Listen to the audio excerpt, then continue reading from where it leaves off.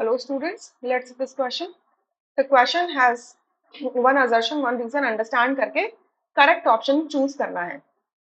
ठीक है. तो assertion कहता है 1 coulomb of electric charge deposits weight equals to the electrochemical equivalent of the substance. So first law of जो electrolysis है, Faraday's first law है, वो ये कहता है whatever the weight of the substance deposited is directly proportional to the charge passed through the solution. ठीक है, electrolytic solution. अब ये proportionality constant हटाएंगे तो it is I equals to Z. Z is the electrochemical equivalent. सो अगर कह रहे हैं कि अगर मैंने 1 कूलाम इलेक्ट्रिसिटी पास की है तो Q की वैल्यू मैंने 1 दे दी है, तो अगर Q की वैल्यू 1 होगी तो W is equal to Z हो जाएगा. यानी कि जो भी वेट डिपॉजिट होगा वो क्या होगा, एक्चुअल में इलेक्ट्रोकेमिकल इक्विवेलेंट होगा किसी सब्सटेंस का. तो ये तो ट्रू स्टेटमेंट है. ठीक है. रीजन में क्या लिखा है, uh Faraday 1 Faraday deposits 1 mole of substance. अब 1 फैराडे का मतलब क्या होता है, 1 फैराडे होता है आपका 96 अप्रोक्सीमेटली 96500 कूलाम पर मोल.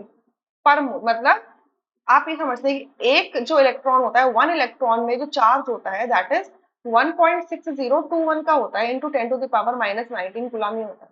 तो अगर मैंने इसके एक मोल ले लिया, एक मोल का मतलब क्या हो जाएगा 6.022 इंटू 10 टू द पावर 23, इतने इलेक्ट्रॉन्स ले लिए तो उसमें कितना चार्ज होगा, तो मैं मल्टीप्लाई करूंगी 1.6021 मल्टीप्लाई 10 की power -19 multiply 6.022 into 10 to the power 23, इनको मल्टीप्लाई करूंगी तो ये वैल्यू जो अप्रोक्सीमेटली आती है 96500 coulomb.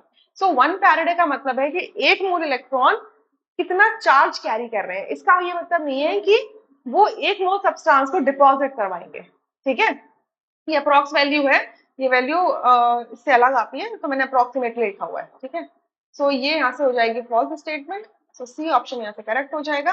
Rest options would be incorrect. I hope you understood. Thank you.